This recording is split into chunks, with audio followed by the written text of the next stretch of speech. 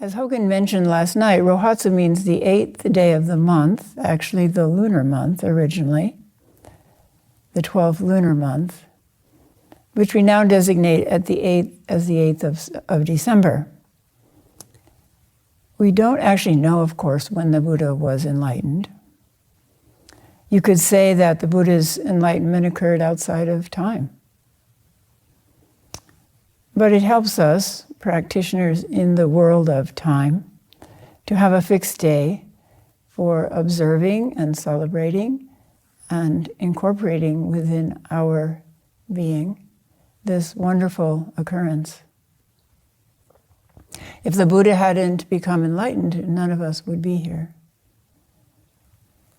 It helps to have a day to celebrate and a week, an entire week, to purposely take a pause in our very complex modern lives in order to go deeper into the teachings of the ancestors and deeper into ourselves, into that which is not yet clear, that which is not yet clear in us or not functioning completely in our lives. The Buddha's awakening is a truly wonderful occurrence, along with the awakening of scores of people in many different cultures over the last 2,560 years. Wonderful because it promises that everyone can awaken. It tells us that anyone, everyone, has the ability to break through the suffering created by their mind and find peace of mind. There's a beautiful story in the Pali Canon. The Buddha had one ordained disciple who we would call differently abled, maybe, in modern times, not too intelligent, and really struggled with the teachings. And the Buddha just gave him a piece of white cloth and said, handle it and see what happens. And it became dirtier and dirtier. And through that, this person had an insight into how the original purity of our being is clouded over, and was awakened just by handling a piece of cloth and watching it change.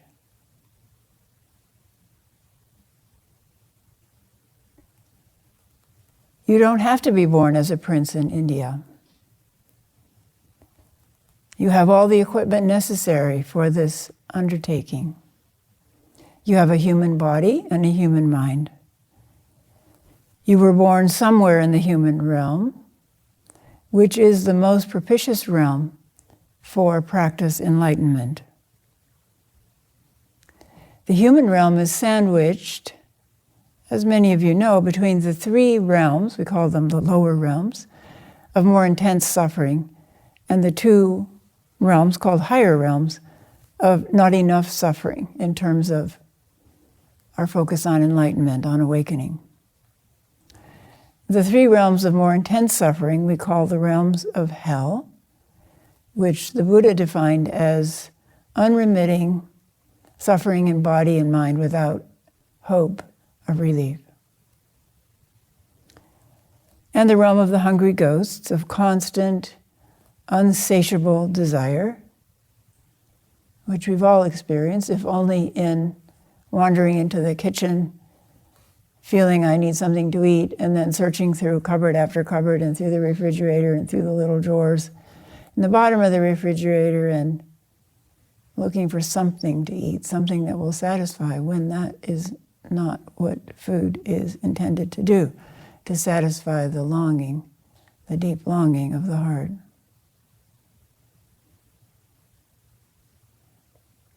And the realm of the hungry ghosts, and then the animal realm, the realms of living by instinct and having a poor understanding of cause and effect. So these three realms, the realms of hell, unremitting suffering, realms of the hungry ghosts, unremitting desire, and the animal realm, not understanding cause and effect. In the two realms of not suffering enough, We have all that we need to live. We have more than adequate food, water, shelter, clothing, and above all, entertainment. In those two realms of not enough suffering, which we call the heavenly realms, the realm of the gods, and the realm of the fighting or jealous gods.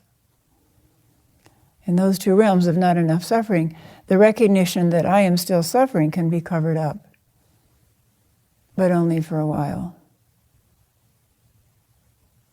There's so much abundance that we can be endlessly feel like we're satisfied when we're not.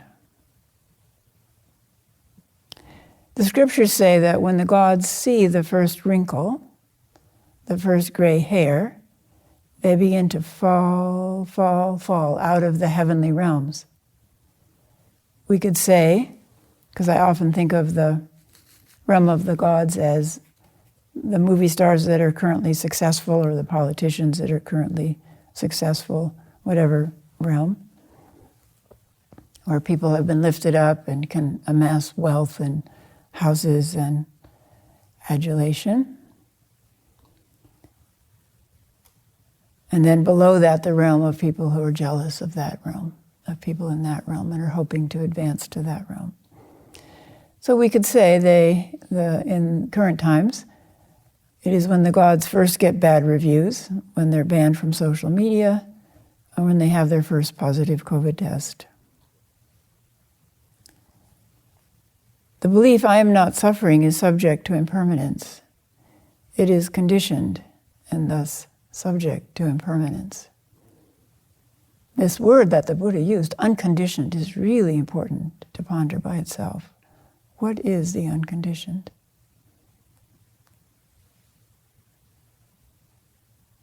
And are we trying to make our bodies unconditioned, our lives unconditioned,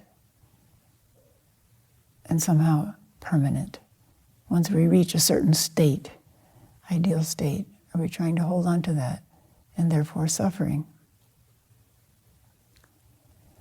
The benefit of the three realms of too much suffering, the hell realms, the hungry ghosts, and the animal realm, is that they compel us to search for relief, for escape. The benefit of the two so-called realms of not enough suffering, of the heavenly realm of the gods and the fighting asuras, trying to fight their way up to the realm of the gods, is that we, living in the human realm just below them, have enough leisure and resources, including time, to practice. So enough suffering and enough resources to be able to practice. Human beings are in a unique situation to be able to practice and awaken. Please, no matter how you feel about your individual current life, rejoice in being born in the human realm. Rejoice in your path, your life leading you to a path, having found a path, and teachers and a sangha.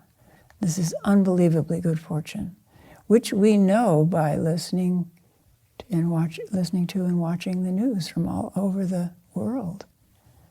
How fortunate we are, no matter what's happened in our life.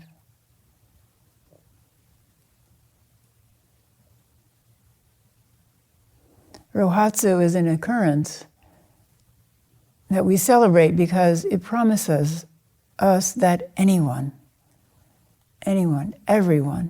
has the ability to awaken.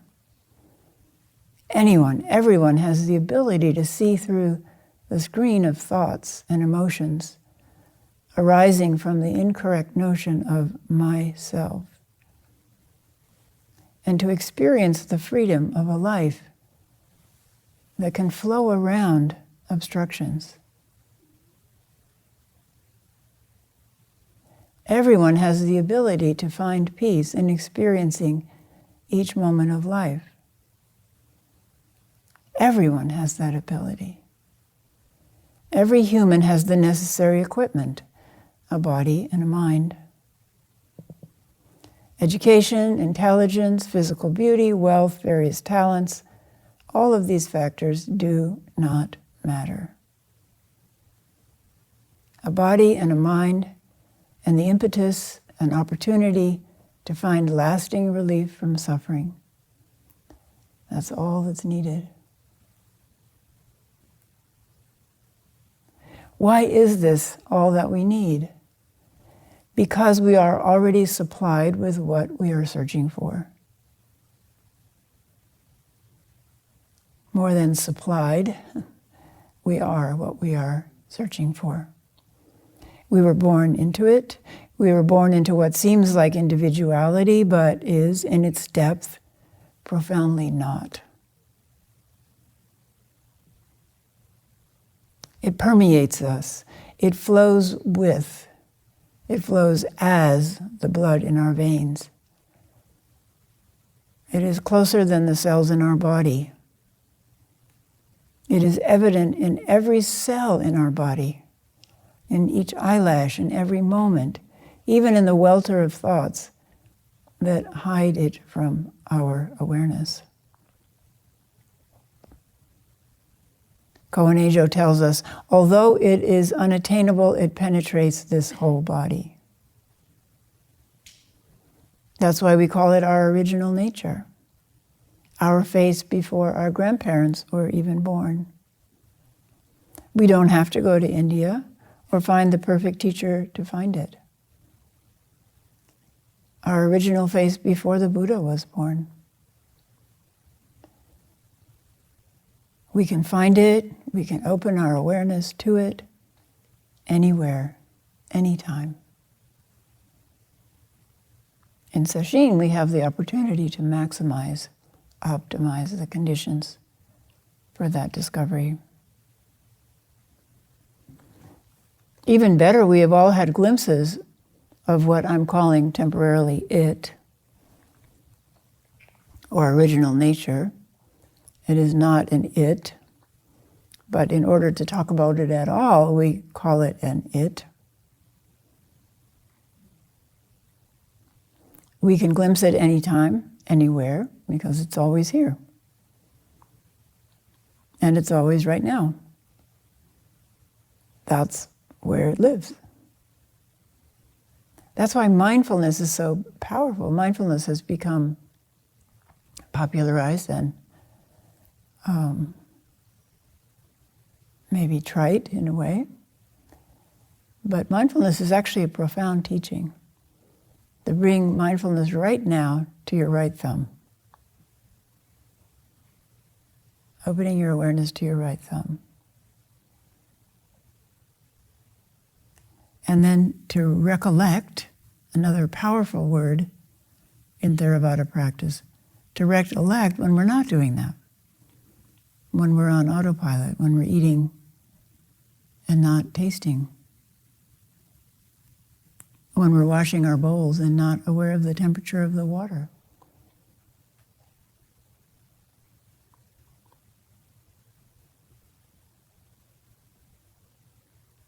In that way, we can be aware of it, begin to be aware of it all the time.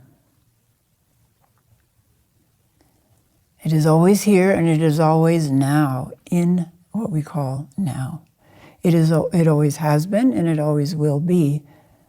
Once in a while, the curtain parts and we fall briefly into what lies behind all that is continually manifesting. We call these peak moments. Many people are aware of Abraham Maslow, who was a psychologist, who talked about, and there's some speculation this was because of some time he spent with indigenous tribes in the US.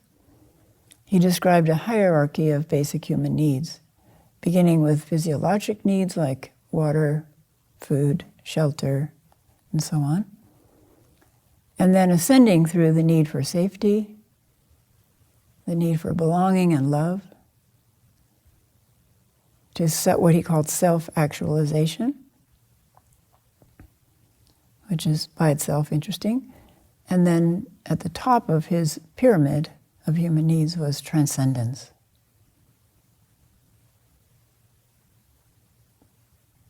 So transcending in some way the suffering of being a human being.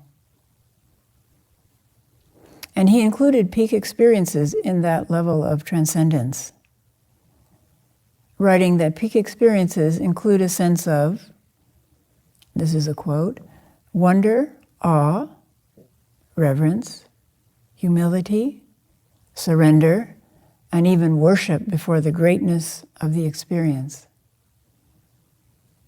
And that during peak experiences, reality is perceived as, quote, truth, goodness, beauty, wholeness, aliveness, uniqueness, perfection, completion, justice, simplicity, richness, effortlessness, playfulness, and self-sufficiency. There's been some research on peak experiences, but surprisingly not much. So we have the realm of spiritual practice describing these experiences in the spiritual context, and then we have the peak experience literature, which is actually quite sparse. But this is some of the descriptions of what a person could perceive simultaneously during a peak experience. Loss of judgment to time and space. The feeling of being one whole and harmonious self, free of dissociation or inner conflict. The feeling of functioning effortlessly and easily without strain or struggle, also termed by another researcher flow. Being without inhibition, fear, doubt, and self-criticism. Note, being without self-criticism. It doesn't mean being without a conscience. Everybody needs a conscience. But without self-criticism. Complete mindfulness of the present moment without influence of past or expected future experiences. Gosh, that sounds familiar. Complete mindfulness of the present moment without influences of past or expected future experiences. So we term that without rumination over the past or blame for our past, and without anxiety for the future. So all of that sounds like the utterances that emerge in people's attempts to describe spiritual openings in the religious literature, including Zen. This very land is the lotus land, and this very body, the body of Buddha. Sitting under the open sky, weightless as a flame. How would it be to feel that our life is weightless as a flame?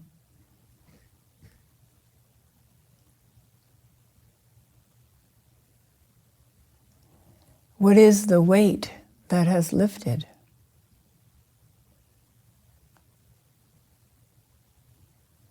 In this luminosity, usual people and sages, deluded and enlightened, are one.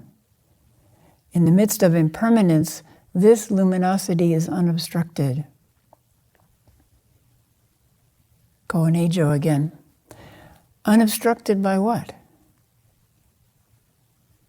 The heavy weight of time, space, inner conflict, fear, self-doubt, or self-criticism.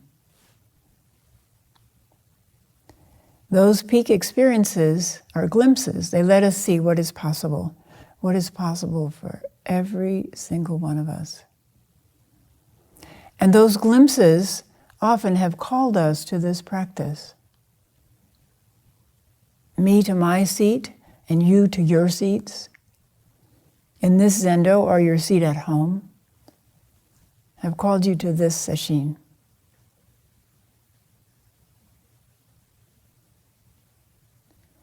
The Buddha's enlightenment is an occurrence to celebrate because it promises that everyone can awaken.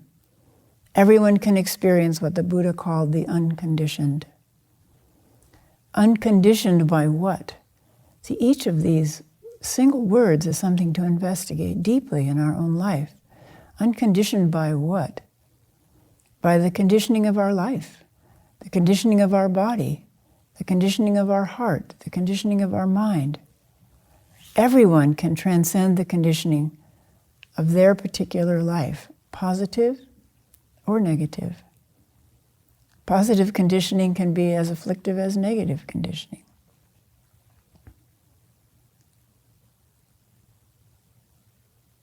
We can transcend the conditioning of our parents' lives, of all of our ancestors' lives, freeing them at the exact same time we free ourselves. Perhaps freeing all of existence. Is that what the first Bodhisattva vow means?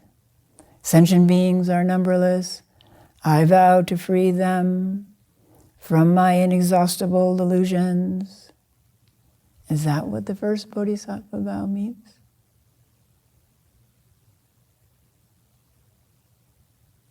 Master Hengzhi writes, "Our house is a single field, clean, vast, and lustrous, clearly self-illuminated.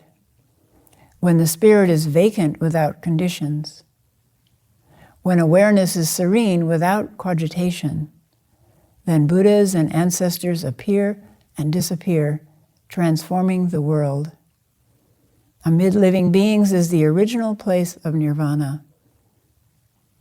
How amazing is it that all people have this, but cannot polish it into great clarity."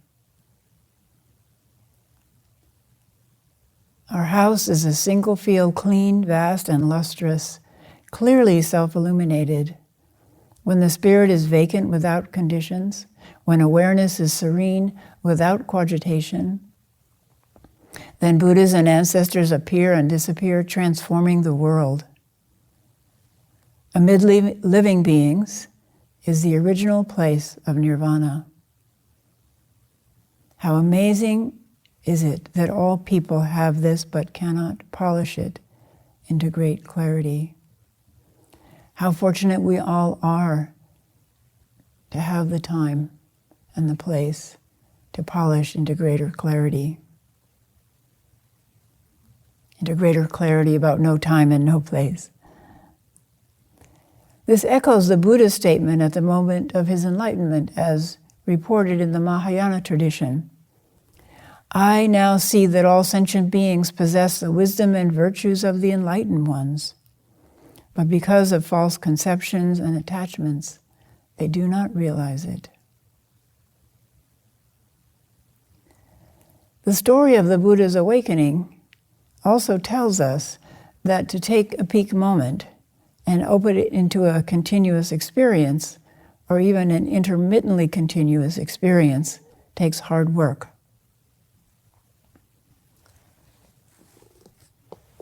I'm going to read from The Life of the Buddha by Bhikkhu Nanamoli, which uses portions of the Pali text, the Pali Canon, to describe the Buddha's, this chapter is the struggle for enlightenment.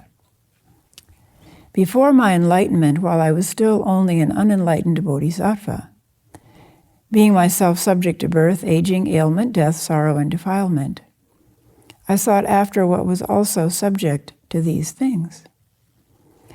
Then I thought, why, being myself subject to birth, aging, ailment, death, sorrow, and defilement, do I seek after what is also subject to these things?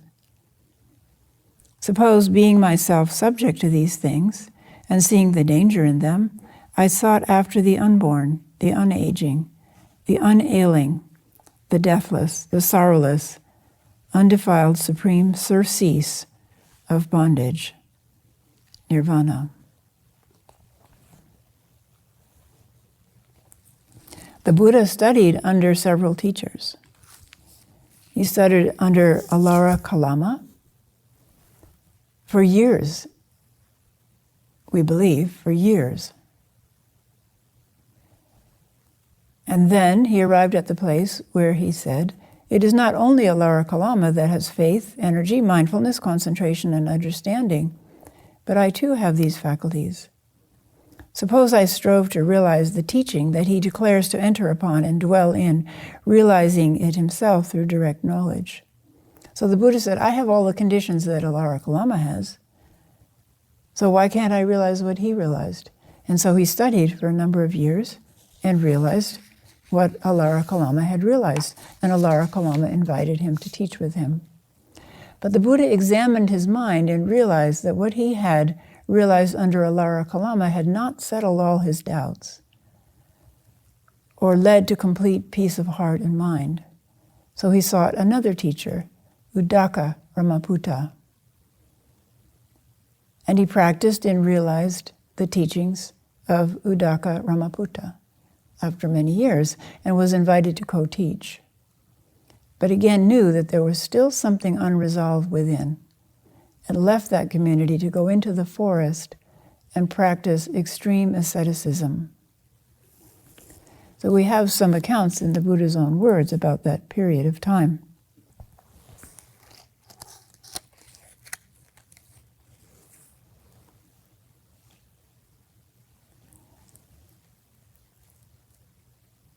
I dwelt in such awe-inspiring abodes as orchard shrines, woodland shrines, and tree shrines, which can make the hair stand up. And while I dwelt there, a deer would approach me, or a peacock would knock off a branch, or the wind would rustle the leaves. Then I thought, surely this is fear and dread coming. And I thought, why do I dwell in constant expectation of the fear and dread? Why not subdue that fear and dread while maintaining the posture I am in when it comes to me? And there are many accounts of for example, the Thai forest monks who practice on the charnel grounds, accounts of sounds, animals coming around, their hair standing up on end, and sitting exactly the way the Buddha taught. Subdue that fear and dread while maintaining the posture I am in when it comes to me. And while I walked, the fear and dread came upon me, but I neither stood nor sat nor lay down until I had subdued that fear and dread. So our temptation is to move, run away, change our posture. While I stood, the fear and dread came upon me, but I neither walked nor sat nor lay down till I had subdued that fear and dread. While I sat, the fear and dread came upon me, but I neither walked nor stood nor lay down until I had subdued that fear and dread. Then he talks about some insights that he had about a wet piece of wood being lit. There's so many little realizations that he talks about in this stage of his life. So after these three similes that occurred to him, I thought, suppose with my teeth clenched and my tongue pressed against the roof of my mouth, I beat down, constrain, and crush my mind with my mind. So that might be familiar to you. Then, as a strong man might seize a weaker by the head or shoulders and beat him down, constrain him and crush him, so with my teeth clenched and my tongue pressed against the roof of my mouth, I beat down, constrained, and crushed my mind with my mind. Sweat ran from my armpits while I did so. So at ZCLA, I went through a stage of practice like this, not sweating, but with snot running down my face and tears, and completely hoarse from yelling moo. Though tireless energy was aroused in me and unremitting mindfulness established, yet my body was overwrought and uncalm because I was exhausted by the painful effort. But such painful feelings as arose in me gained no power over my mind. I thought, suppose I practice the meditation that is without breathing. I stopped the in-breaths and out-breaths in my mouth and nose. When I did so, there was a loud sound of winds coming from my ear holes, as there is a loud sound when the smith's bellows are blown. I stopped the in-breaths and out-breaths with my mouth and nose and ears. When I did so, violent winds racked my head as if a strong man were splitting my head open with a sharp sword. And then there were violent pains in my head as if a strong man were tightening a tough leather strap around my head as a headband. And then violent winds carved up my belly as a clever butcher or his apprentice carves up an ox's belly with a sharp knife. And then there was a violent burning in my belly as if two strong men had seized a weaker man by both arms and were roasting him over a pit of live coals. And each time, though tireless energy was aroused in me and unremitting mindfulness established, yet my body was overwrought and uncalm because I was exhausted by the painful effort. But such painful feeling as arose in me gained no power over my mind. Now when deities saw me, they said, "The monk Gautama is dead." Other deities said, "The monk Gautama is not dead, he is dying." Other deities said, "The monk Gautama is neither dead nor dying. The monk Gautama is an arahant, a saint, for such is the way of saints." Then I thought, suppose I cut off food entirely. Sound familiar? Then deities came to me and said, "Good sir, do not entirely cut off food. If you do so, we shall inject divine food into your pores, and you will live on that." I thought, if I claim to be completely fasting and these deities inject divine food into my pores and I live on that, then I shall be lying. I dismissed them, saying, "There is no need." I thought, suppose I take very little food, say a handful each time, whether it is bean soup or lentil soup or pea soup. Sound familiar? And I did so. And as I did so, my body reached a state of extreme emaciation. My limbs became like the jointed segments of vine stems or bamboo stems because of eating so little. My backside became like a camel's hoof. The projections on my spine stood forth like corded beads. My ribs jutted out as gaunt as the crazy rafters of an old roofless barn. The gleam of my eyes sunk far down in their sockets and looked like the gleam of water sunk far down in a deep well. My scalp shriveled and withered as a green gourd shrivels and withers in the wind and sun. If I touched my belly skin, I encountered my backbone too. And if I touched my backbone, I encountered my belly skin too. For my belly skin cleaved to my backbone. If I made water or evacuated my bowels, I fell over on my face there. If I tried to ease my body by rubbing my limbs with my hands, the hair, rotted at its root, fell away from my body as I rubbed, because of eating so little. So we're aware of people who attempt to find relief of suffering by starving themselves.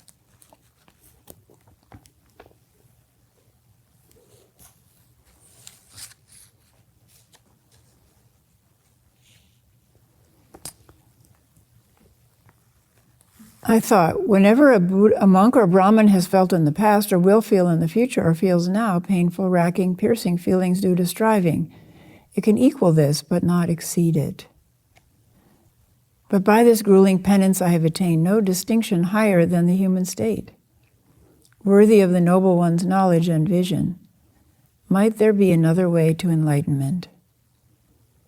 I thought of a time when my Sakyan father was working and I was sitting in the cool shade of a rose apple tree, quite secluded from sensual desires. This is when he was a child, and his father was plowing the fields, and he was lying under a tree. So this was the next stage of his practice, the balance to the striving that he had engaged in before.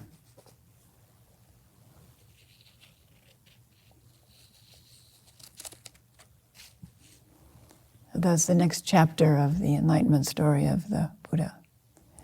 And it speaks to what we've talked about a lot before, that there are times when we have to be very determined and practice continuously and try to corral our mind and learn to concentrate so that we can penetrate with that concentrated mind deeper than the illusions in our mind. And then there are times when we need to relax and open and sit in open awareness. And that's the time when, if we've penetrated deep enough, insights may arise. Wisdom may flow from the unceasing flow of prajnaparamita and erupt through our body and then eventually into our mind. And then we can get fuzzy and dull again, and then it's time to concentrate again and to work really hard. And then when we discover we're working too hard and we're overwrought, then to relax again. It's not as though we can skip these stages. We have to enter states of total and intense concentration, but not remain there. We also have to learn to relax the body and the mind. This is what Guogu teaches in Silent Illumination, which is our text for Ango, in the section Priming the Body and Mind. Priming the body and mind for deep practice. He says, preparing the body and mind prepares the way to, and builds a transition from activity to stillness. There are certain areas of the body that tend to get very tense. And then he has a guided meditation which corresponds to the Buddha's teaching of the 4 foundations of mindfulness, which is the basis of the guided meditation that I usually teach during the morning part of Zazen in Sesshin. Discovering and softening areas of bodily tension. And that's why we now incorporate a session of body practice into Sesshin. Although it is true that this very land is the lotus land, and that luminosity is unobstructed in impermanence, and that many people, large or small, long or short, square or round, are all displays of unobstructed luminosity. I suppose by square they mean like Legos or something, I'm not sure.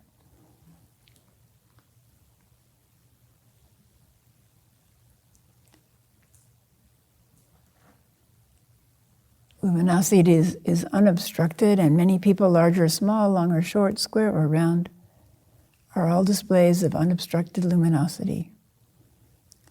Definitely my 11-year-old grandson believes that Lego people are a display of unobstructed luminosity and asks for more for Christmas. To realize this thoroughly takes a lifetime of practice. Isn't that wonderful that we can practice throughout our lifetime? Isn't that wonderful that we can practice throughout our lifetime? We can continue to learn and to unlearn from the Buddha, the Dharma, and the Sangha. We can continue to learn from that which is always present and always calls to us to come home. From the teachings that give us unfailing guidance along the way, and from the sentient beings that support us as we journey towards full awakening together. The path is completely open. The Dharma gates are completely open. We just have to keep walking forward with determination and perseverance and curiosity. Please continue to practice with determination and faith and perseverance and curiosity. In this practice, we have to have faith in the Buddha's path, that the Buddha did follow a path and did become awakened. And we have to have faith that that path still will lead to awakening. And we have to have faith in perhaps the most difficult aspect, which is in ourselves, that we can follow that path and we can awaken. Please continue to practice with relaxation when you discover extra tension in the body or mind. A nice way to do it is just check when you first sit down for a sitting period, especially the face and the shoulders and the belly. Just check, extra tension you're holding. Let it relax. Still sitting upright, but all the unnecessary tension. And remember that what you are looking for is already present within you and within all of creation. Heed it and follow its call. Thank you.